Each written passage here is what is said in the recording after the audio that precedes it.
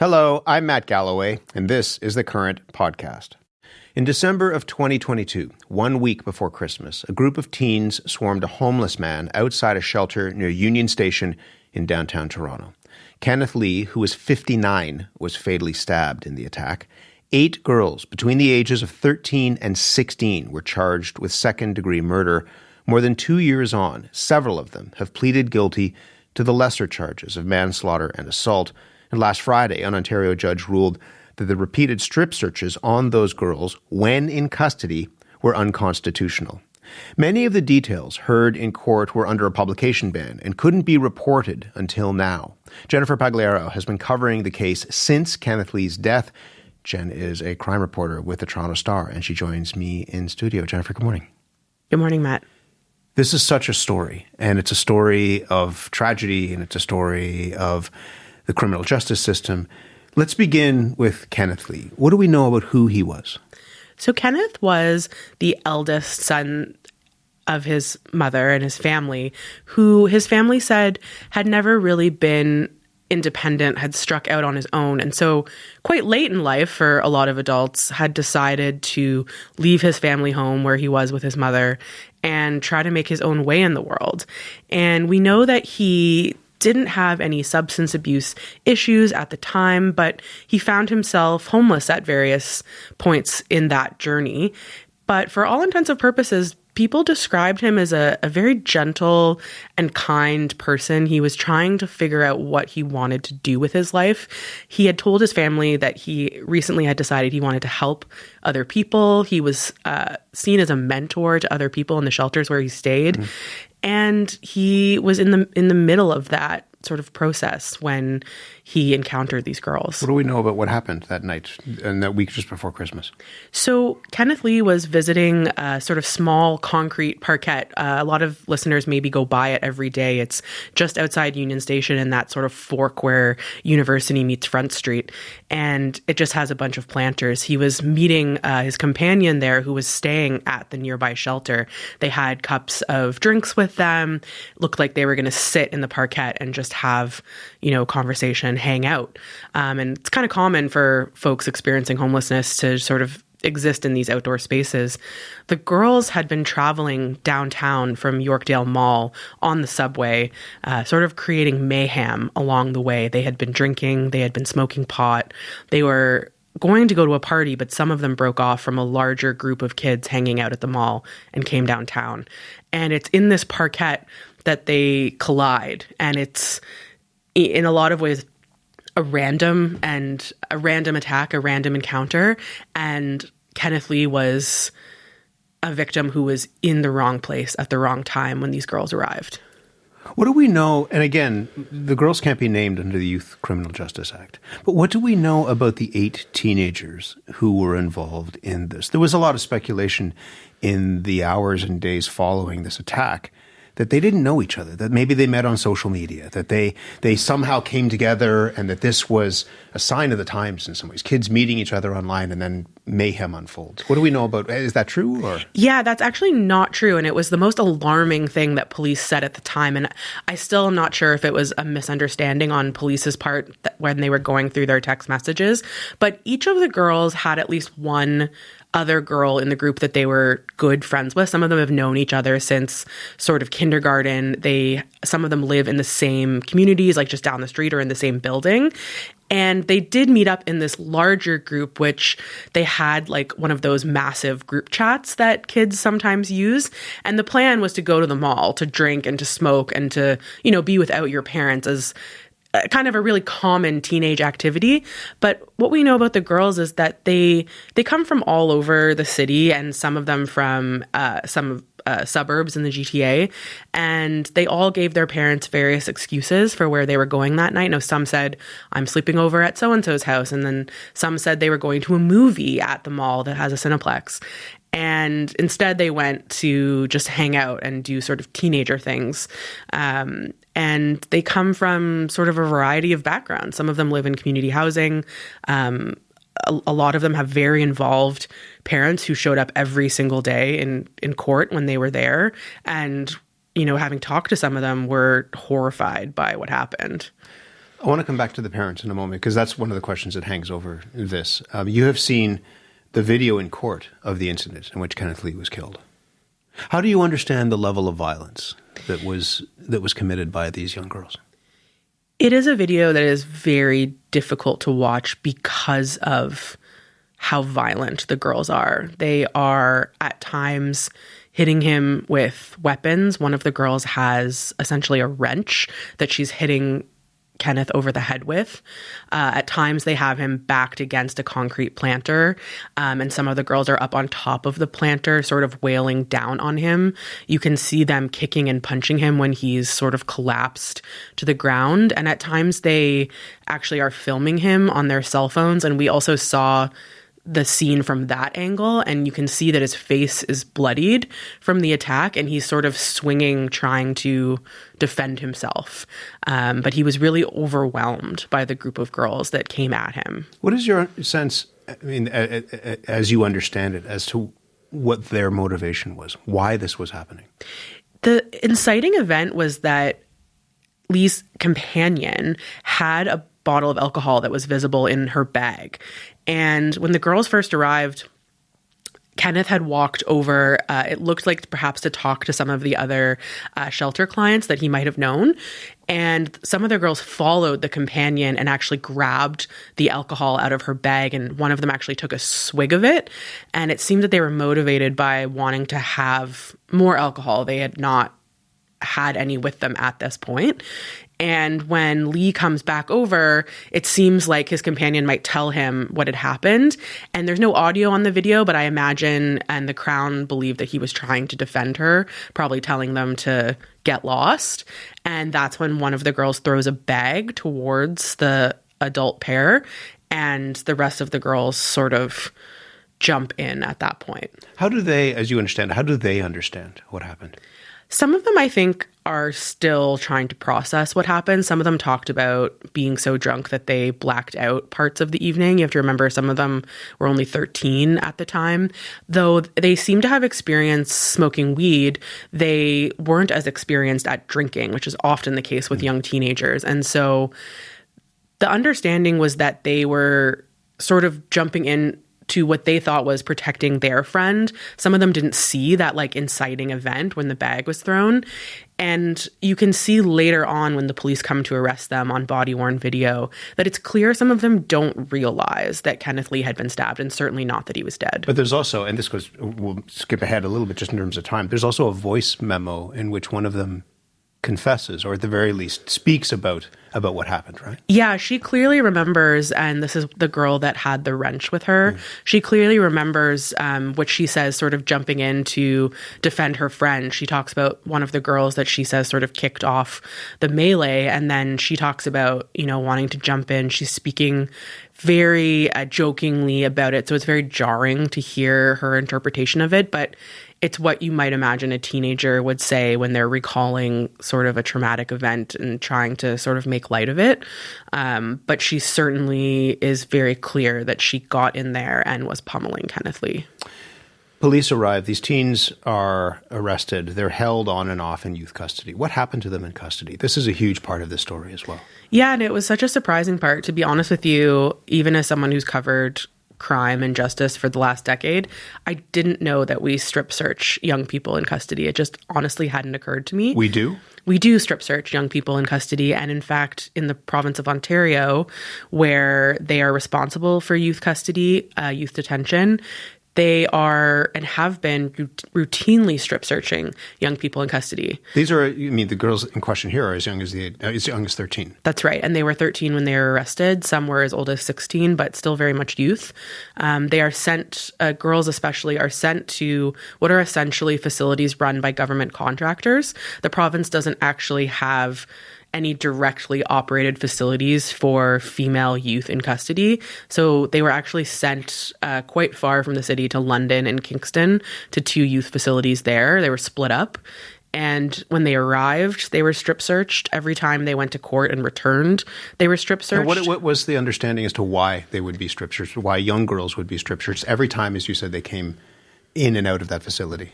So from the facility's point of view, and several of the facility and ministry staff testified eventually in court about this, they believe that it is necessary to intercept possible contraband. So in their minds, that's weapons, anything sharp that could harm any of the girls or staff, any drugs, recreational drugs. And there's a really big difference between what's called a routine strip search, or sometimes called a suspicionless strip search, and a strip search where you might actually have cause to believe that someone has a weapon or drugs on them.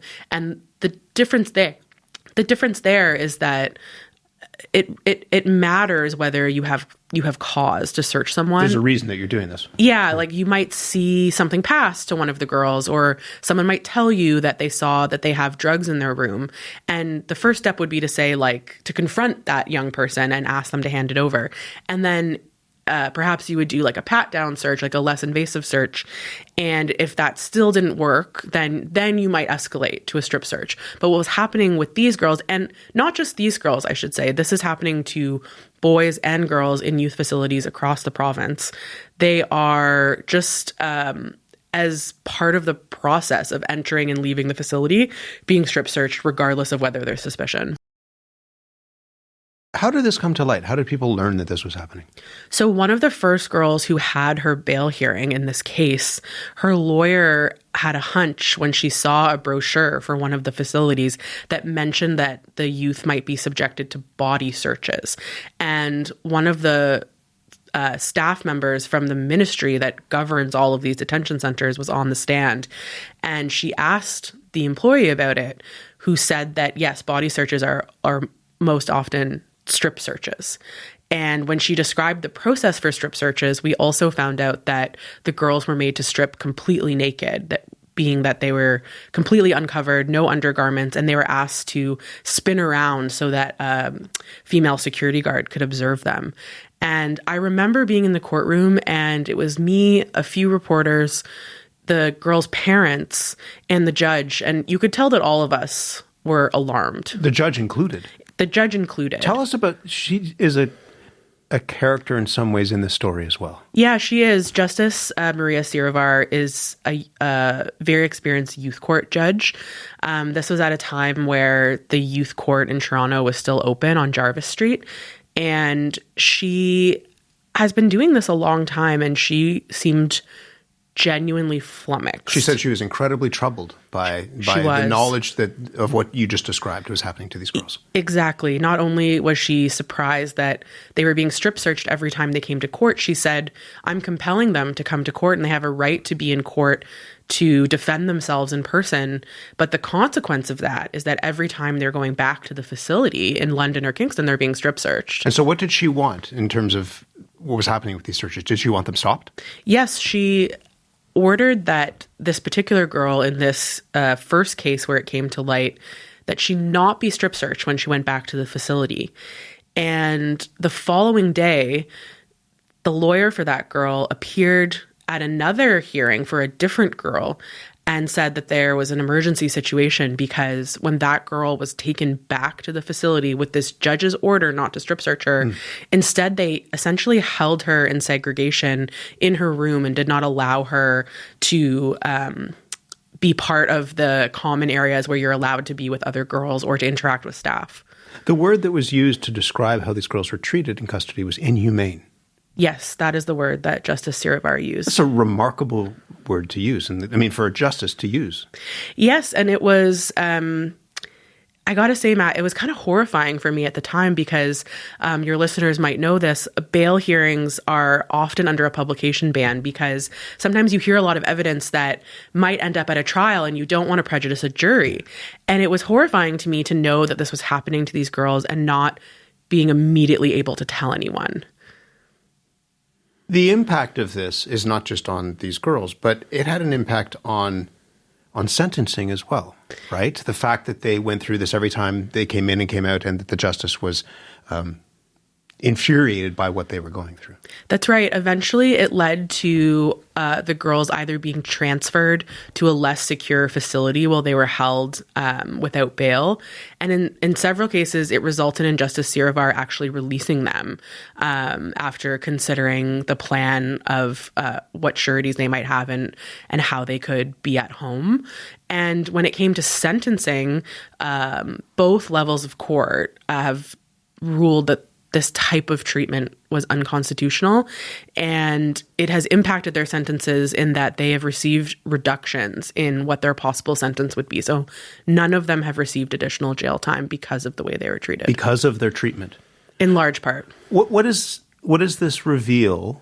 I ask you this as somebody who has spent more time covering courts than most of us have, obviously. What does it reveal to you about how we treat youth in custody?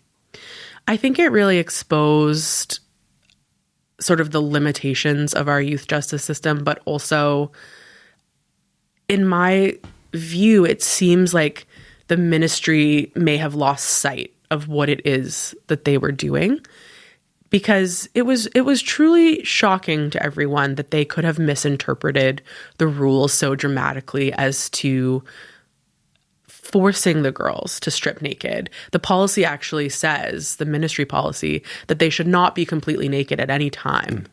And so for years, these facilities have been misinterpreting that. And even though the ministry does annual compliance inspections, it does a comprehensive 4-year review, none of this was ever flagged and none of the policies were ever changed.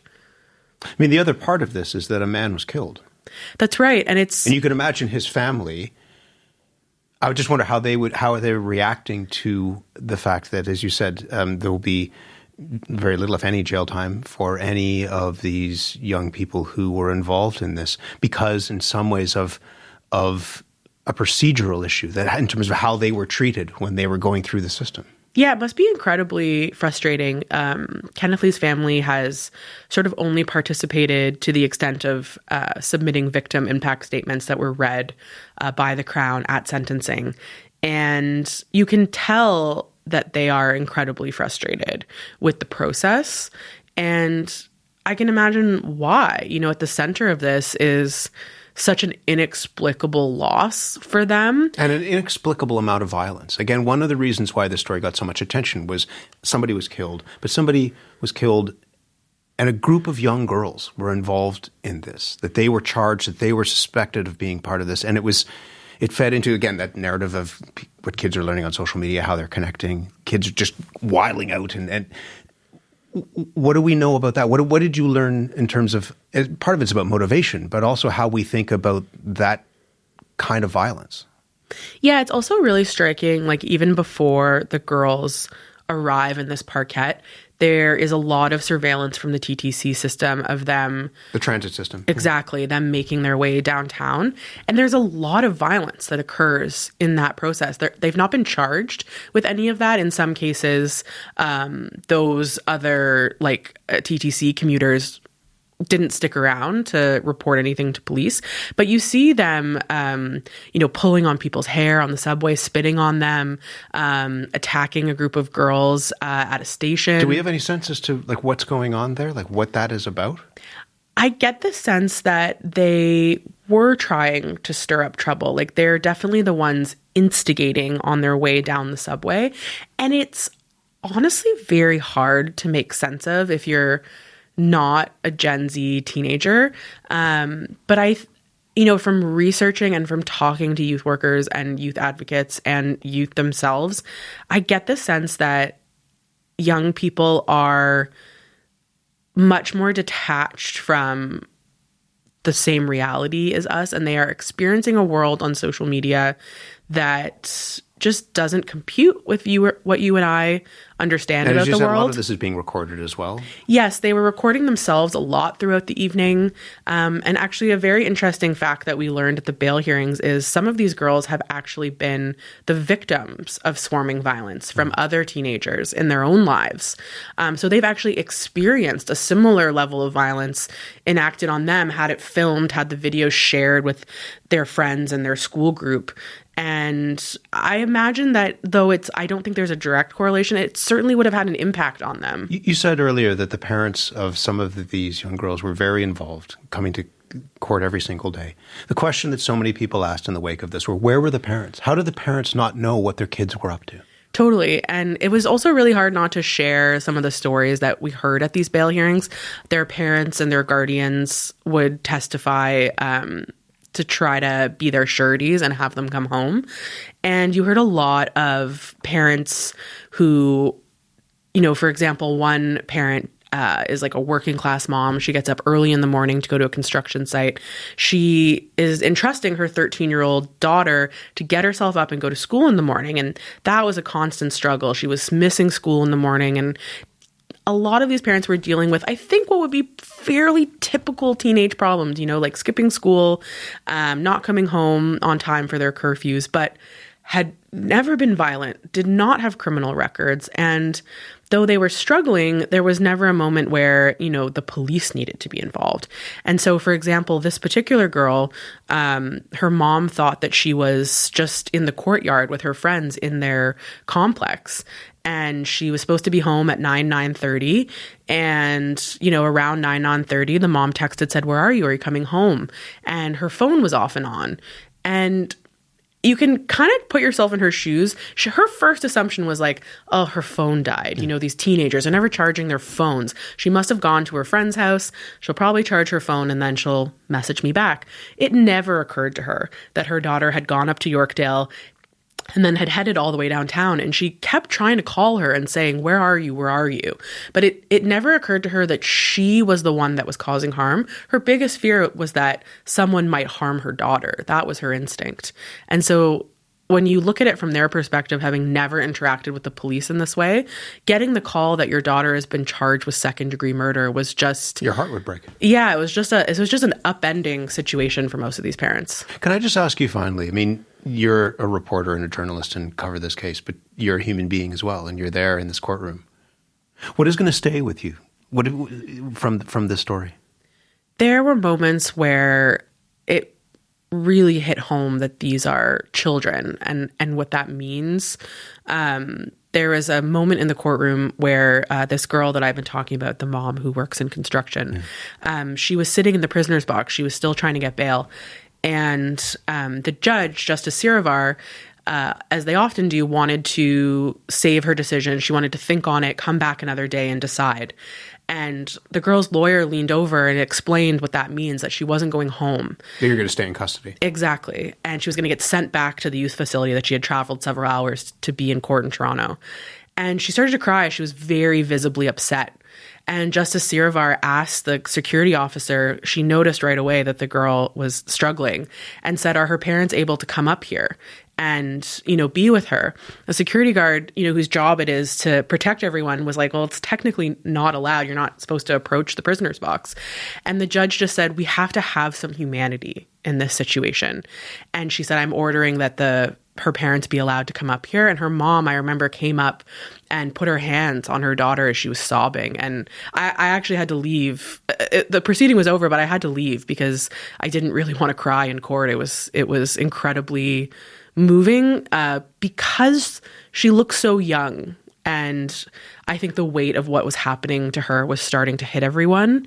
And as much as I want to make sure we center what happened to Kenneth Lee, in this whole story, there's a lot of sadness, and it extends beyond what happened to Kenneth Lee. There was also a lot of trauma that has taken place for these families and these girls. Jennifer, thank you very much for this. Thank you for having me. You've been listening to The Current Podcast. My name is Matt Galloway. Thanks for listening. I'll talk to you soon.